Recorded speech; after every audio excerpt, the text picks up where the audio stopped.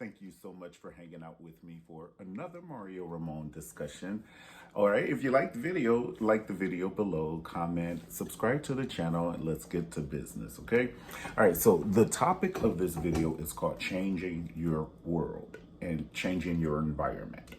This video is from a conversation that I had with someone. So, sometimes we as people can get like kind of fed up with life and kind of like feel like we're on a treadmill, going nowhere, from working, we're never coming up. And sometimes we see people around us in our peripheral vision, people that we know and different things. And you may know them from high school. You don't go out to dinner with them all the time, but you know the people and different things, or college, or I don't know, hell, maybe even a next door neighbor. I don't know who the person is, but we see different people prospering and things, and sometimes we're not where we want to be. And sometimes we can be frustrated with that and not even know how to get to where we want to be. We don't even know how to get to where we want to be, and different things. We may not have the support system around us, to help us be to where we want to be. And, you may have children and you don't have anybody to watch them, and you may want to finish, school, or you may have already finished school. You're trying to get a doctorate's degree, and, it's kind of hard with the kids, but just keep on going. Change your world. Keep going, baby. Somewhere, God is going to send the right people in your path. And it's going to happen when it's supposed to happen. It may not happen when you want it to happen. It may not happen right now. But you may just be, I don't know, at a bus stop and meet somebody. And that may change your life. Don't give up. And like I said, some people don't know how to change their world. Some people are still like 40. And I'm like, we're like 40, or okay, look, 25, and we're like, what's my purpose in life? You know what I'm saying? Do you know your purpose in life? Comment below if you know your purpose in life. Some people's purpose, I know I love children, I want to be a midwife, I want to be a teacher, that's my purpose in life, educating people, or an activist for something, changing your world. The first thing I would say, and I'm not a therapist or anything, but this is coming from somebody who has lived. So I have a degree in life University. Okay, gonna sit down on it. First thing I would say in changing your world, number one, your environment around you has to be good.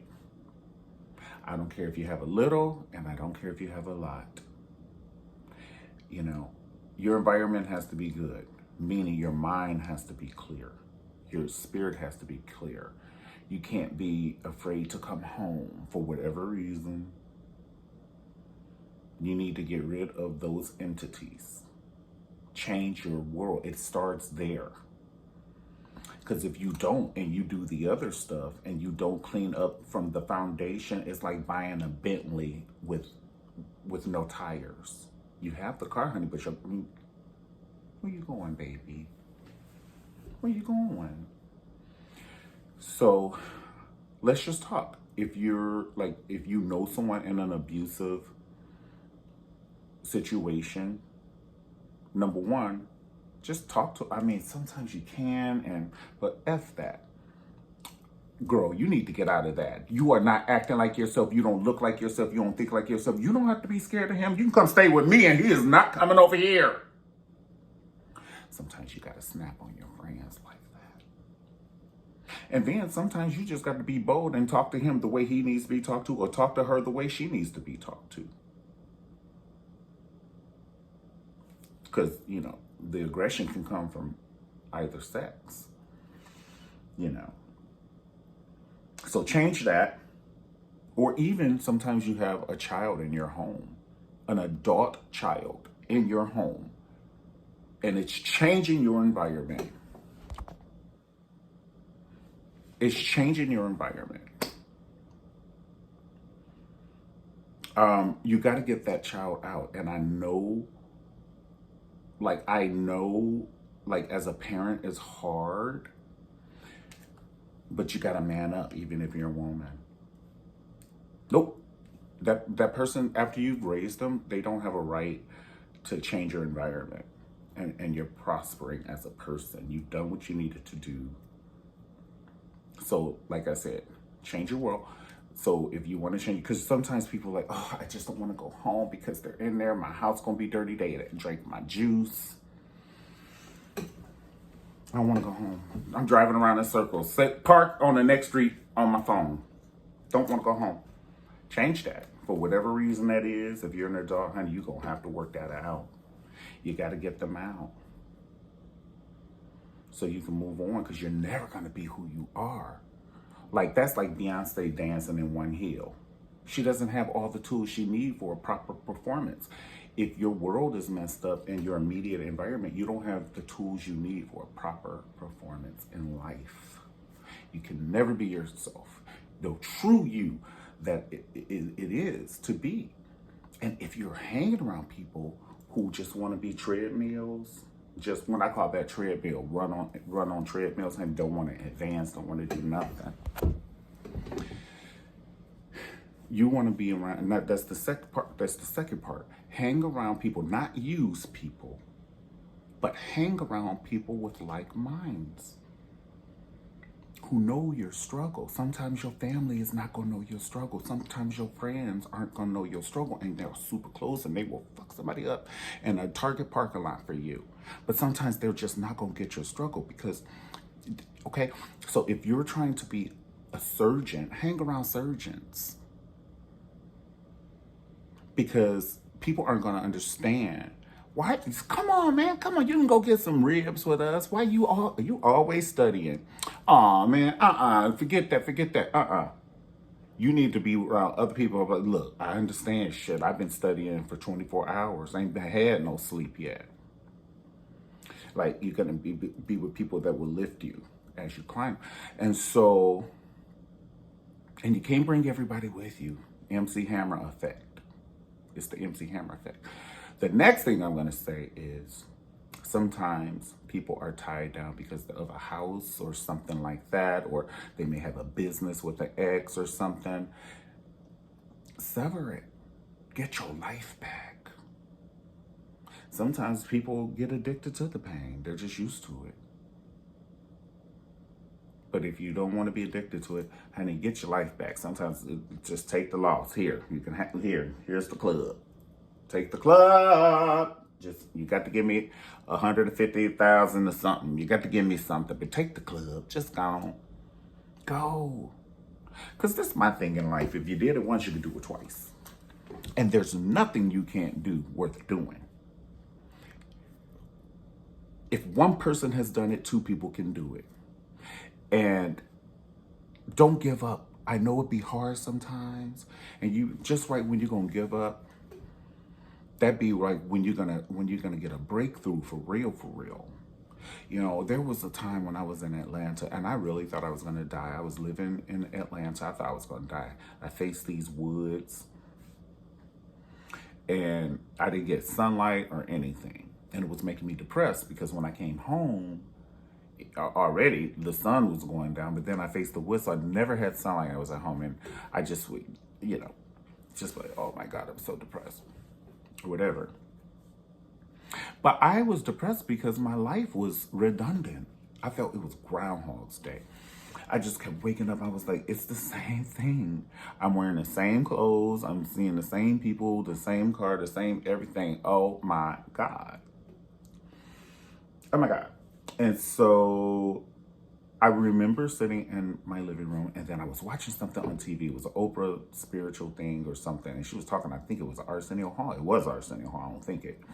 And he and I are both from Cleveland. And he was talking about how he moved to California. And that's how I got to LA. If you had told me months before, I would have never thought I would have been in LA. And my life changed drastically.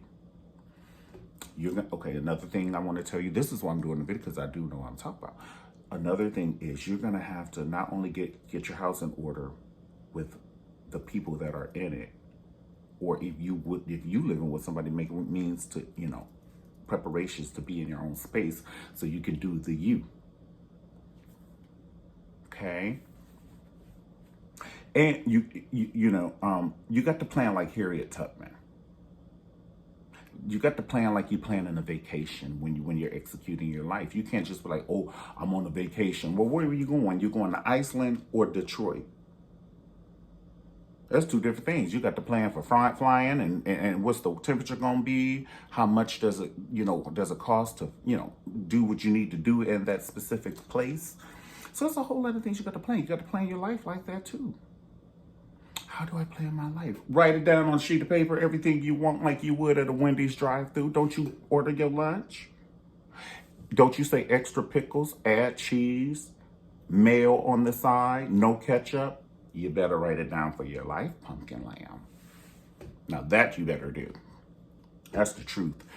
And then you tear out your pages in the book, in the magazines that you like. You get your collage, go get you a 99-cent cardboard at the CVS, and then you start putting your visions there so you can see it. And then you keep yourself around good people, and then people do, if you want to hang around comedians, honey, because that's going to get you other jobs.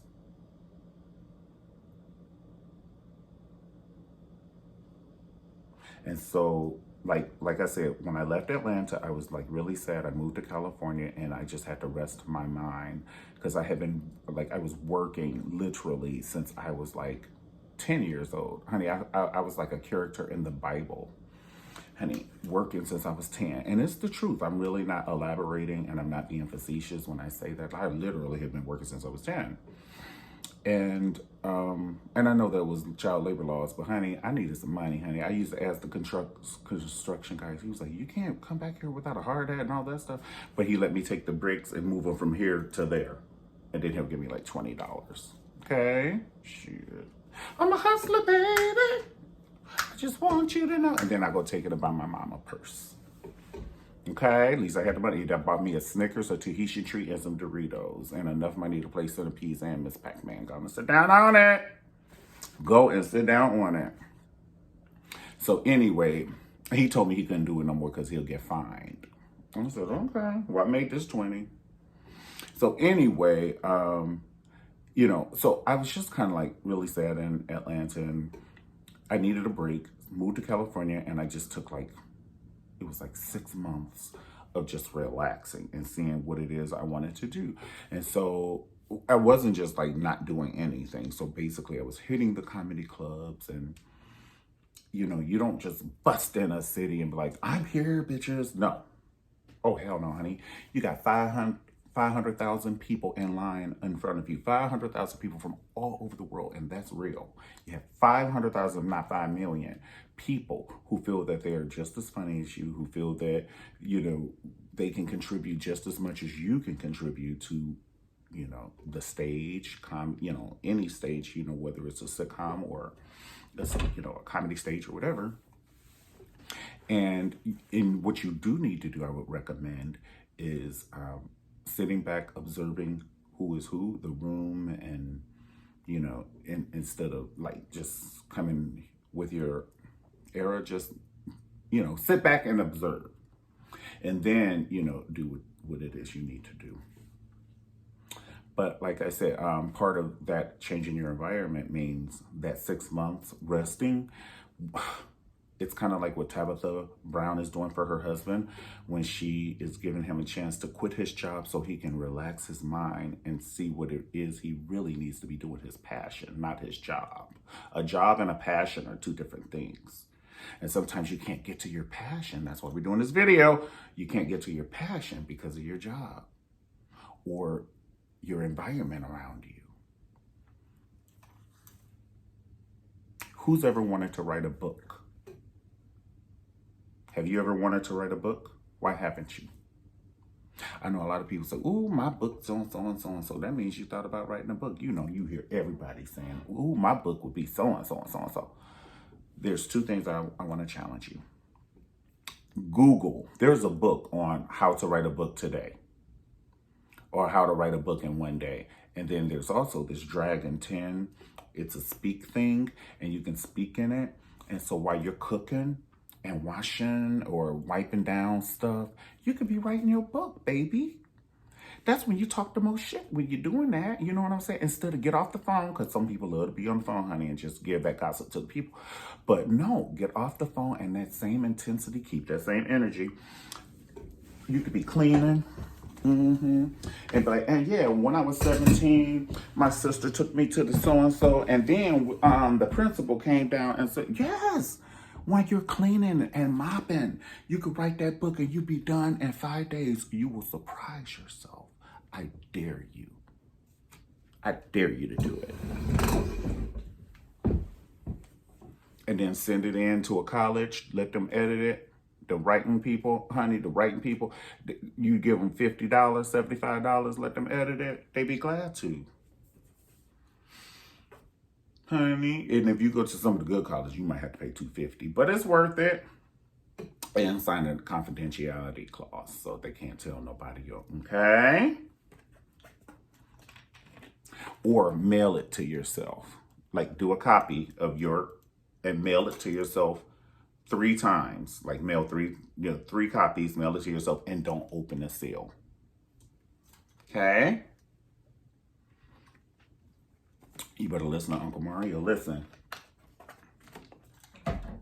That's it. We're not going to make this long and drawn out. Just start working on changing your environment. You know, if you're around somebody and you feel, oh my gosh, she's so negative. Here she comes. Hey, girl. I know sometimes it's hard to sever it because she gave you a ride. You didn't have a car, and now you have a car and you don't want to appear to be funny. I ain't got time for that. Tell the heifer. She might not even know. Girl, you so negative. Who, me? I am not. And give her 3 instances. Oh, so you watching now? No, you just told me to give you an instance, and I did. We're not watching. We're just providing receipts, pumpkin lamb. Okay? Go and sit down on it. Go and sit down on it, honey. Anybody got time for that? All that negative, come over here, talking about people. If they talking about the people to you, they talking about you to the people. Knock, knock. Who's there? Shit. The truth. The truth who? The truth don't tell it. Don't care who tell it. All right, well, guys, listen. Thank you so much once again for hanging out with me for another Mario Ramon discussion. Comment below and tell me if the video worked for you. You know what I'm saying? And I'll see it. I bit the side of my mouth. But you know what I'm saying? But thank you so much once again, and I'll see you next time on a Mario Ramon discussion. Have a great day. Peace.